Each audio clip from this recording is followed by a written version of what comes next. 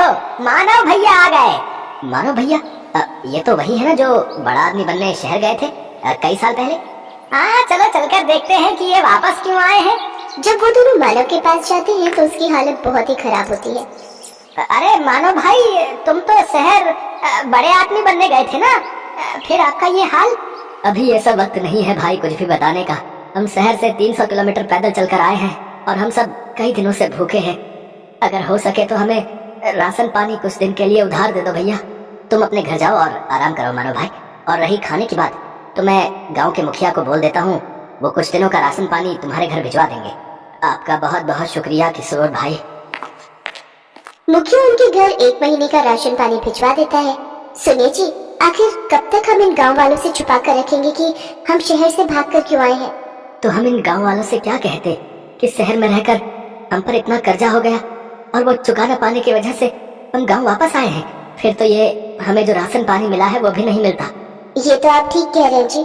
देखो रह गई है, मैं कल ही मुखिया से मिलकर काम की कोई बात करता हूँ। अगले दिन मानव मुखिया से मिलता है और अपने बेरोजगार होने की समस्या बताता है।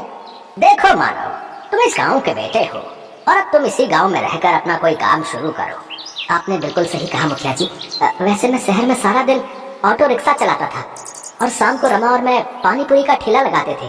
तो मैं सोच रहा हूँ कि क्यों ना मैं इस गांव में भी पानी पूरी बनाकर बेचूं। हाँ हाँ, ये तो बहुत ही अच्छा ख्याल है। वैसे भी अपने गांव में एक भी पानी पूरी वाला नहीं है।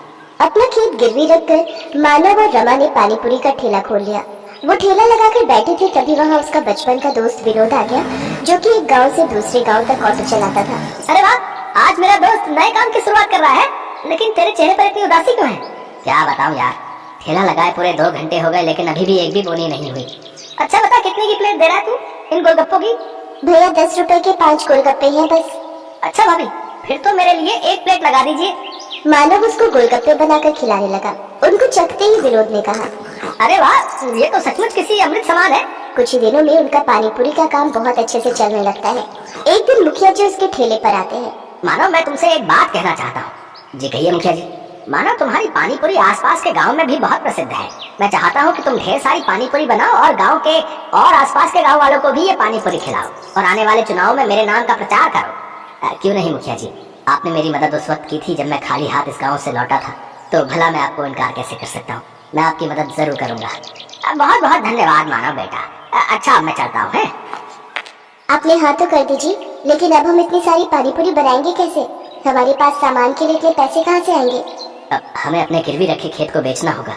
ये आप कैसी बातें कर रहे हैं जी? अगर अच्छी कमाई हो गई तो फिर हम उस कमाई से नया खेत ले लेंगे, लेकिन मैंने मुखिया को जुबान दी है और अब मैं अपनी बात से पीछे नहीं हट सकता। और इस तरह मानव ने अपनी जमीन भी बेच दी। क्या बकवास कर रहे हो मानव? आखिर हमारे बीच पैसों की बात कहाँ हुई थी? मजाक मत कीजिए मुखिया जी, मैंने अपना खेत भी बेच दिया है। ऐसे तो मैं बर्बाद हो जाऊंगा। चुपचाप जाता है या धक्के मारकर निकालूं यहाँ से? दुखी होकर मानव घर पहुँचता है और रमा को सारी बात बताता है। अब तो हम लोग भूखे मर जाएंगे जी, जो बचा कुचा था वो भी हमने बेच दिया। मानव और मुखिया के झगड़े का पता सारे गांव में लग जाता है और अब कोई भी मानव के ठेले पर पानी पूरी खाने नहीं आता। एक रोज विनोद मानव के घर आता है और कहता है, मानव मैं कुछ दिनों के लिए किसी काम से शहर जा रहा हूँ, तब तक मैं अपना ये ऑटो रिक्शा यहीं छोड़कर जा रहा हूँ। इस गांव में इकलौते तुम ही हो जो ऑटो चलाना जानते हो। जब तक मैं वापस नहीं आ जाता तुम इसे अपने ही पास रखो। अगर तुम्हें कोई परेशानी ना हो तो क्या मैं कुछ दिनों के लिए तुम्हारे इस ऑटो का इस्तेमाल कर सकता हूँ भैया? हाँ हाँ, क्यों नहीं। अरे ये भी कोई पूछने की बात है? इतना कहकर विनोद वहाँ से चला जाता है। सुनिए जी, मुखिया जी ने जो ढेर सारी पानी पूरी बनवाई थी, क्यों ना हम उन पानी पूरियों को ऑटो में ले जाकर आसपास के गांव में बेचे। मानव रमा के साथ मिलकर गांव गांव घूमकर अपनी बनाई हुई पानी पूरी बेचने लगा। देखते ही देखते वो दोनों ऑटो रिक्शा पानी पूरी वाले नाम से फेमस हो गए। आज मैं बहुत खुश हूँ। हमेशा से कर्जे से भागते आया हूँ, लेकिन आज तो ऐसा लग रहा है मानो मैं दुनिया जीत चुका हूँ। कुछ दिन बाद विनोद एक नया ऑटो लेकर गाँव पहुँचा। अरे वाह विनोद, नया ऑटो? लेकिन तेरे पास तो पहले से ही ऑटो है ना, फिर ये किस लिए? अरे वो ऑटो अब पुराना हो चुका है यार, और मैं उसे बेचने की भी सोच रहा हूँ। मैं अब एक गांव से दूसरे गांव की सवारियां छोड़ने की बजाय गांव से शहर तक की सवारियों को छोड़ूंगा। अगर आप बुरा ना मानो विनोद भाई, तो क्या ये ऑटो हमें बेच सकते हो? अरे ये भी कोई पूछने की बात है? आज से ये ऑटो आपका हुआ है। तेरी बड़ी मेहरबानी मेरे दोस्त। ये ले, ये तेरे ऑटो रिक्शा के पैसे पकड़। रमा और मानव तो ऑटो पाकर बहुत खुश थे। अब वो दोनों सारा दिन एक गांव से दूसरे गांव घूम घूम कर पानी पूरी बेचा करते थे। और लोग बड़ी आस लगाकर उनकी पानी पूरी के इंतजार में बैठा करते थे। उनका व्यापार अब बहुत अच्छा चलने लगा और उन्हें अच्छी आमदनी होने लगी। शीला की बेटी आरुषि का रिश्ता तय हो गया था। लड़के वाले आरुषि को देखकर जा चुके थे। लड़के की बहन ने अभी तक आरुषि को नहीं देखा था क्योंकि वो अपने पति के साथ केरल में रहती थी और उसके पति को छुट्टियां नहीं मिली। इसी कारण सगाई का फंक्शन अब हो रहा था। सगाई से 2 दिन पहले वे दोनों आरुषि को मिलने आ रहे थे। प्रशांत का फोन आया था। आरुषि की ननद और नंदोई उससे मिलने आ रहे हैं। वो ननद उसके लिए कोई उपहार लाई है केरल से, तो उसका मन है कि वो सगाई के फंक्शन से पहले एक बार आरुषि से मिल ले। पहले कभी मिले नहीं ना, तो वो शाम को आ रहे हैं। आशा क्या कह रही थी? मम्मी, वो मुझे देविका भाभी के साथ उस ब्यूटी पार्लर तक जाना था जहाँ उनका ब्राइडल मेकअप हुआ था। बहुत अच्छा था उनका मेकअप। मैं सोच रही थी सगाई के फंक्शन के लिए मैं वहीं से रेडी हो जाऊँ।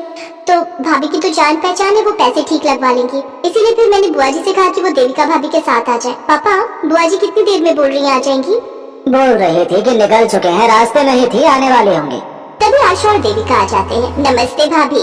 नमस्ते मामी जी। नमस्ते मामा जी। नमस्ते नमस्ते। अच्छा हुआ भाभी आप आ गए। मैं बस रेडी हो जाऊँ, फिर हम दोनों चलते हैं। तब तक आप कुछ खा पी लो। बेटा, शाम को तेरे ननद नंदोई ने भी आना है, फिर देर मत कर देना। बात करके जल्दी लौट आना। अच्छा, देविका की वही ननद नंदोई जो केरल रहते हैं? हाँ वही। बहू, तुम भी तो केरल की हो ना? जी मामी जी। मम्मी पापा वगैरह केरल में रहते थे, मैं तो दिल्ली में ही पैदा हुई थी। शुरू से दिल्ली में ही रहे हैं मैं और भैया। अभी तो दादाजी दादी जी वहीं रहते हैं, तो कभी कभी जाना होता है।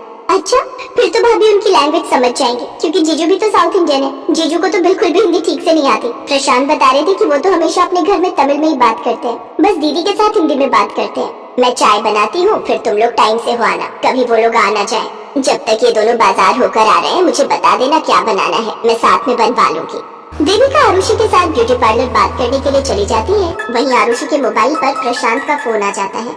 हाँ प्रशांत बोलो। हाँ हाँ ओके। हाँ वो मैंने बताया था ना, देविका भाभी आई है तो उनके साथ पार्लर में बात करने आई थी। ठीक है, मैं देखती हूँ। क्या हुआ आरुषि, तुम कुछ परेशान हो गई? प्रशांत जी क्या कह रहे थे? वो डिनर के लिए आ रहे हैं ना दीदी जीजू। मम्मी जी पापा जी भी साथ होंगे। जीजू को लेमन राइस खाने की आदत है, तो प्रशांत का मन था कि हम जीजू के लिए डिनर में लेमन राइस बनाएं, क्योंकि जीजू को घर के बने लेमन राइस बहुत पसंद है। पर अच्छा नहीं लगेगा, प्रशांत की दीदी हमारे घर होंगी और वो खुद रसोई में लेमन राइस बनाए। हम में से तो किसी को भी लेमन राइस बनाने नहीं आते।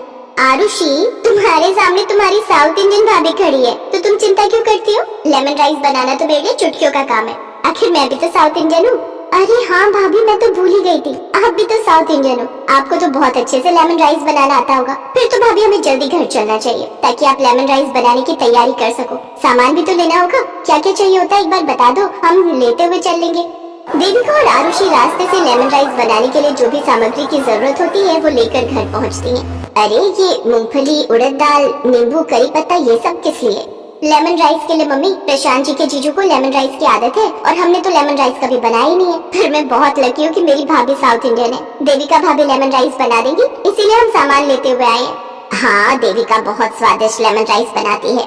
घर पर भी हमने खाए हैं, बहुत बढ़िया लगते हैं खाने में। चिंता मत करो, देविका सब संभाल लेगी। शाम के समय आरुषि के सास ससुर और ननद नंदोई डिनर पर आ जाते हैं। देविका ने बहुत ही बढ़िया लेमन राइस बनाए थे। प्रशांत के जीजू लेमन राइस की बहुत तारीफ करते हैं। आरुषि, तुम्हारी भाभी ने लेमन राइस बहुत स्वाद बनाए हैं। थैंक यू दीदी। देविका भाभी साउथ इंडियन फैमिली से ही आई है, तो उन्हें बहुत अच्छी तरह से ये सब आता है। मैं टेस्ट से पहचान गया था कि इन्होंने जो लेमन राइस बनाया हमारे केरला में ऐसे बनता है, तभी स्वाद बिल्कुल वैसा ही है। थैंक यू जीजू। थैंक यू दीदी। जब भी दामाद जी दिल्ली आते हैं तो मंजू ही लेमन राइस बनाती है। हम लोग भी इसकी शादी के बाद ही लेमन राइस बनाने लगे हैं। हाँ, शादी के बाद जब साउथ इंडियन फैमिली में गई तो बहुत कुछ सीखा वहाँ से बनाना। फिर यहाँ मम्मी भी बनाने लगे, क्योंकि इनको तो साउथ इंडियन खाने की आदत थी। आरुषि के ससुराल वाले डिनर की बहुत तारीफ करते हैं। देविका की वजह से सब कुछ बहुत अच्छे से हो गया। उस दिन देविका के हाथों के बने लेमन राइस सभी ने खाए। सबको लेमन राइस इतने पसंद आए कि सब देविका की तारीफ करने लगे।